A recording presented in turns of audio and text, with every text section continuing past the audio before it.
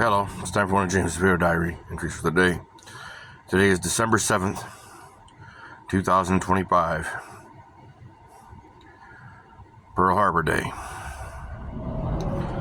I'm stranded here in Illinois for a couple hours yet, until I can restart the truck and get moving because of federal laws. I'm going to have to get fuel immediately. The fuel gauge in the truck I'm driving doesn't work the way it should. And the bosses they didn't write the policy correctly or clearly. And they're having trouble with that, which is why I didn't fuel already. I've been trying to trust the damn gauge and, well, it don't work right. I'm doing right other than that, and I'm grateful for you guys being here. Grateful for you being with me on the journey.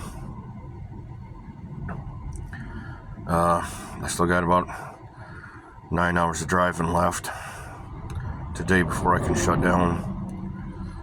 I shut down a little bit earlier today because I had to do a 34-hour shutdown between Friday and Saturday. And that way I could legally move, otherwise I would be late with my delivery. So I haven't done my laundry or my grocery shopping. I need to do that when I get back into town. I also got to turn in. I got clipped for being in a restricted lane. I just didn't see the sign 3 nights ago in Indiana. I don't know, my genius level of dispatchers. I wonder if they're costing the company what the one at Mount Pleasant Express was costing them. Mount Pleasant Express dispatcher was costing over $4.5 million a year. The company was losing it. The drivers were always having that dispatcher in hot water. And the boss wasn't smart enough to realize the dispatcher keeps getting in hot water because the drivers are losing money. Now, if the drivers are losing money, he's losing money.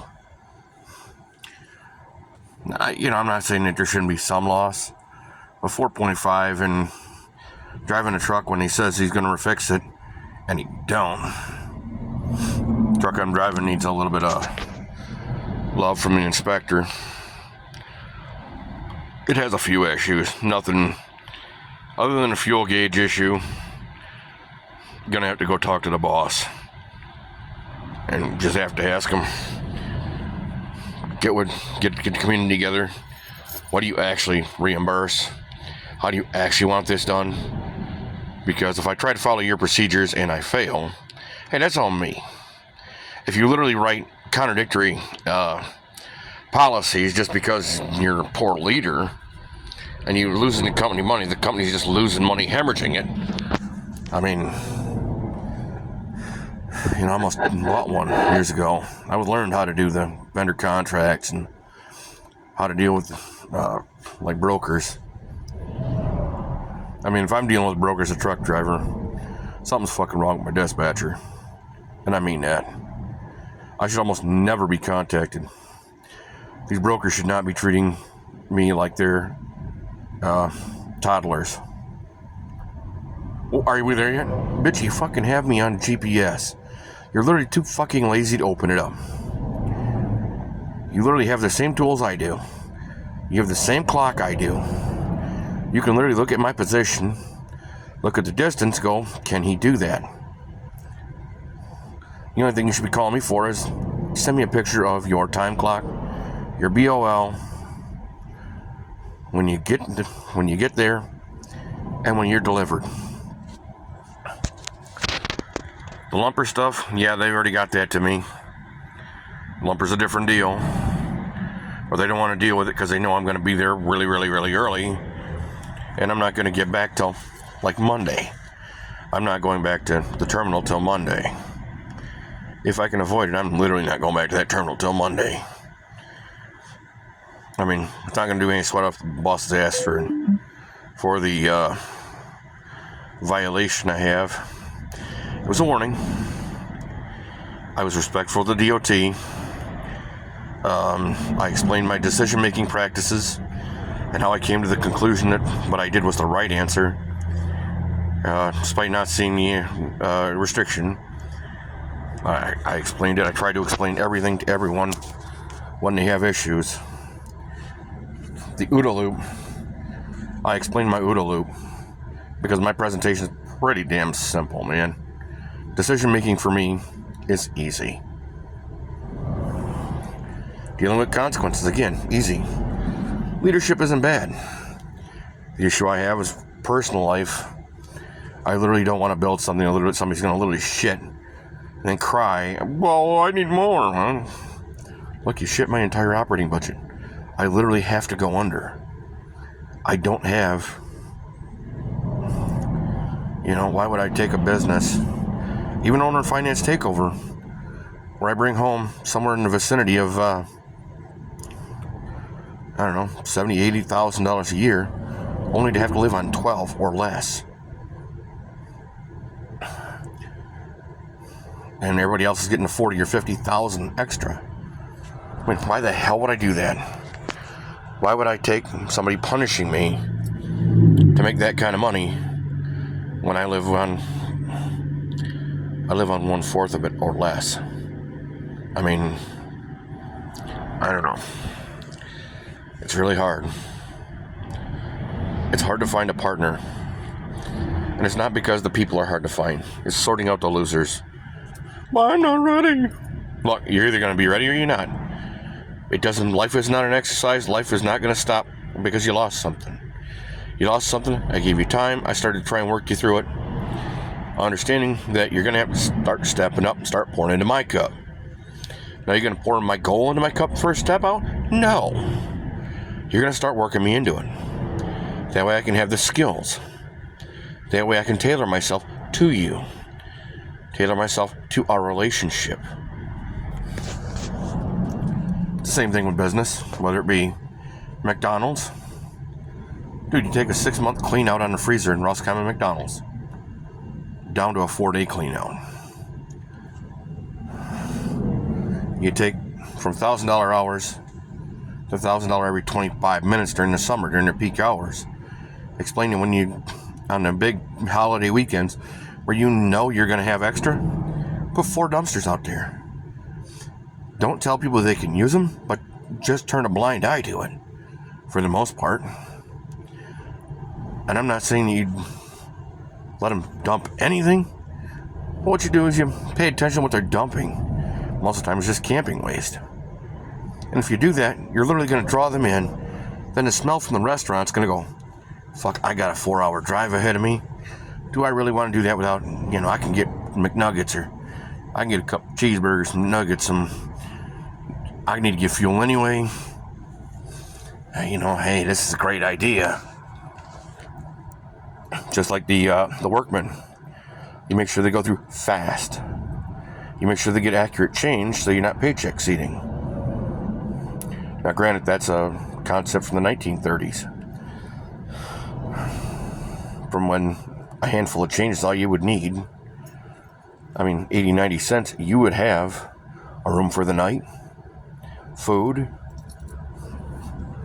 you buy a pack of cigs or whatever you needed so that you could pack up and move on. You're talking today, nobody does the coins thing. They don't do the depositables and either. Grandma taught me that too. You grab your depositables when you can. And the only reason that I do it now is I can secure them. Now I can turn that money into a gambling. And the walking to collect them and the other materials I find. I find tools and I find scrap and I find other things that help me along the road. Discarded trash. People say, I don't want this iPhone. It's all smashed to shit. Well, I turn that kind of thing. I found items like that. I know how to recycle them. Certain types of vapes. You go through the hood, there are thousands of them little bastards. If you got a little bit of ingenuity, you can literally pull the green boards out. And if you literally got nothing better to do, sit and watch TV, sit there and smash those green boards out.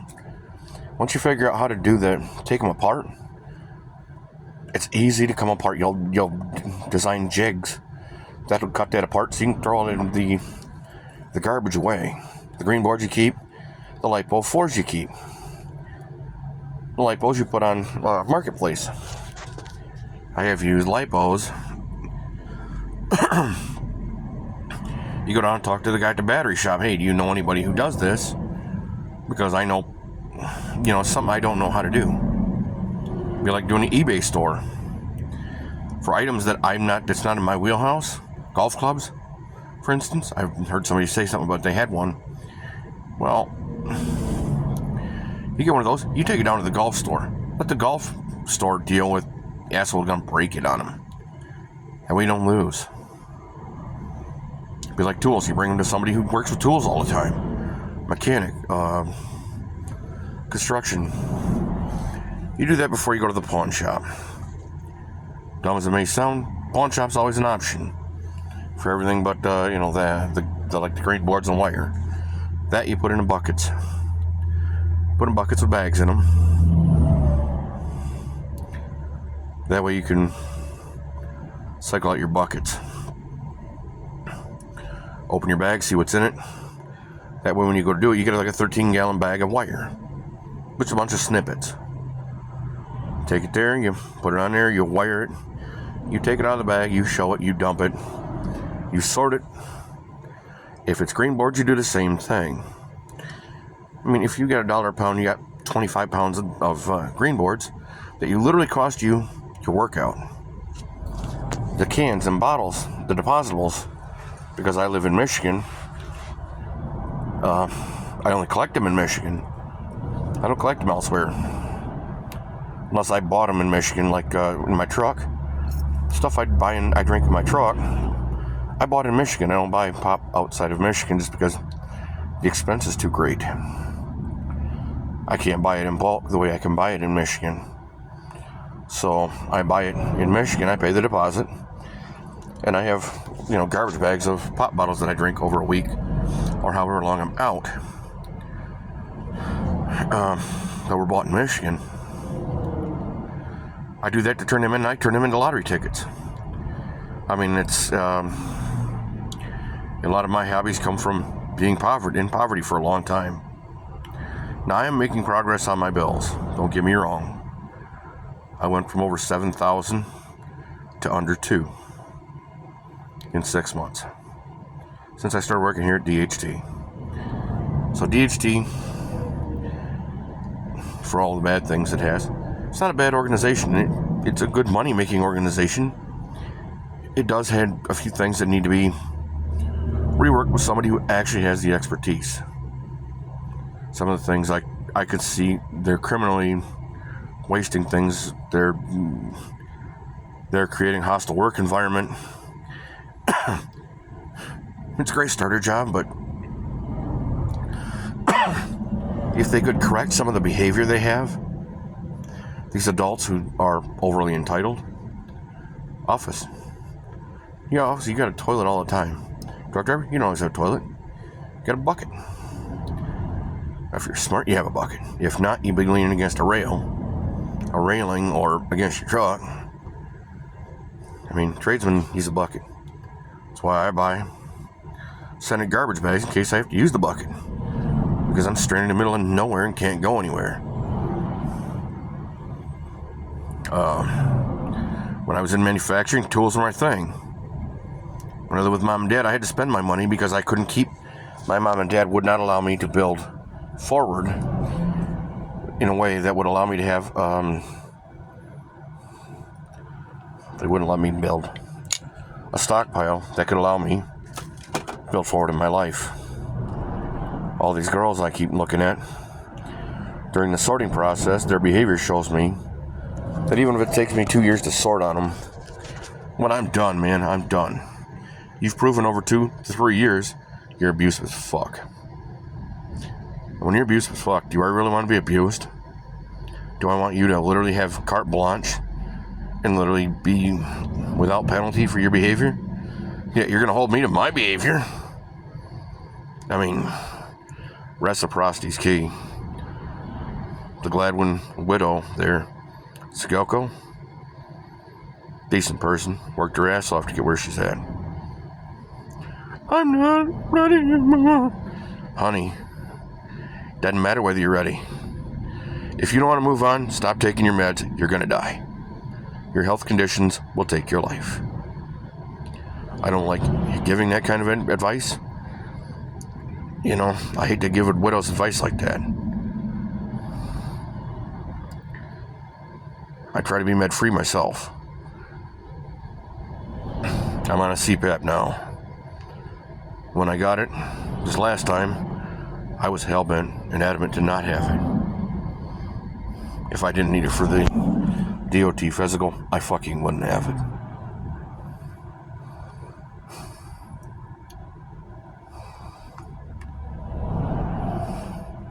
Here I am sitting in a Class A truck in the middle of somewhere in Illinois. I have no idea. I gotta wait a couple of more hours before I can get back on the road, and I gotta head directly for diesel. My fuel gauge kind of fucked me.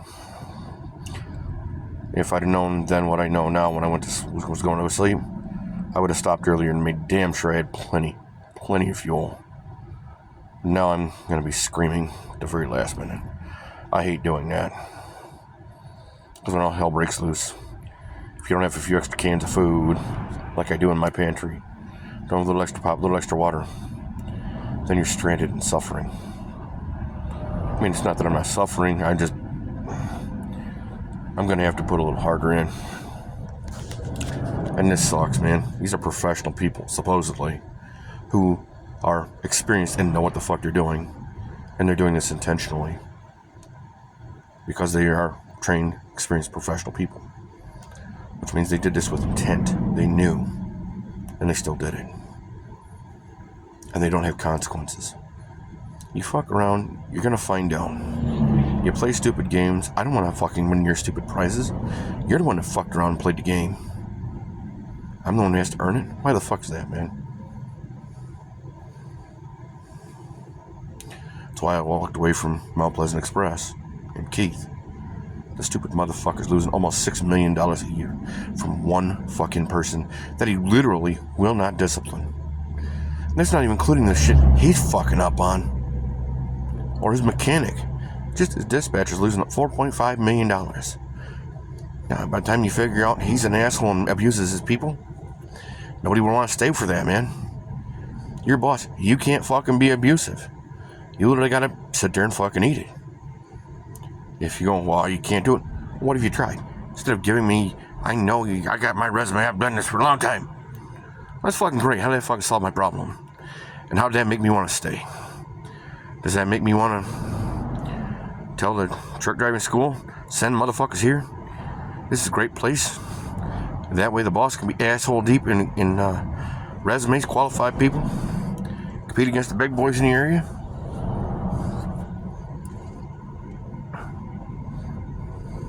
Just serious.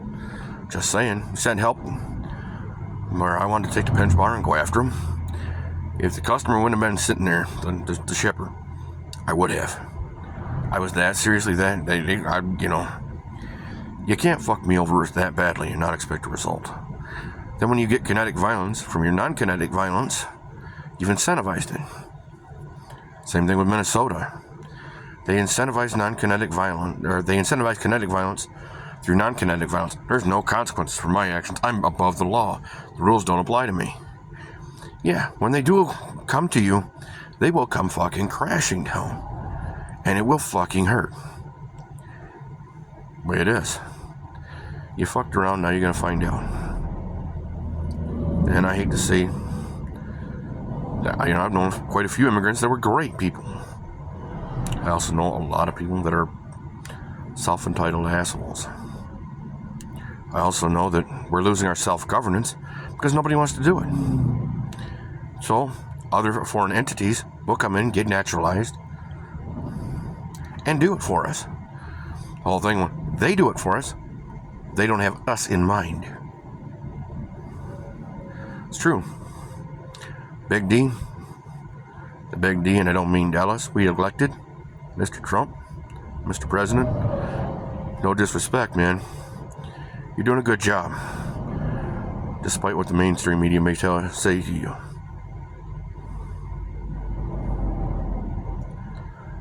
I, as a guy on the bottom who's been on the shit end of that stick more times than I can count, who has had non-kinetic violence, incentivized kinetic violence more times than I can count, been made to be an angry person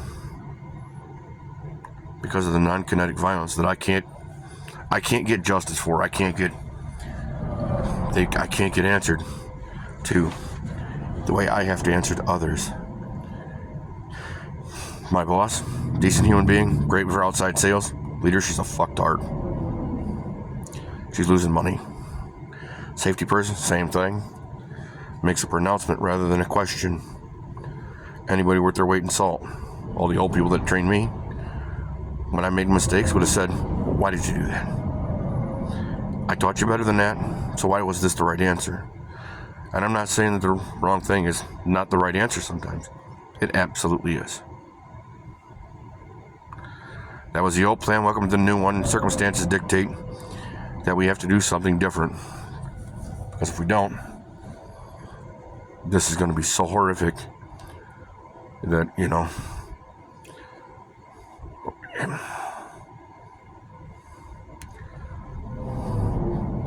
I'm grateful for you being here. I'm grateful for being at the money in my pocket. I'm grateful for the progress I made. These are ears. These are not taxi doors. Comment section's a great place to air what if you have an opinion. I'm sorry for being a long one. I'm grateful for you being here. Please put, if you have a comment, concern, or please put it in the comment section below. Have a good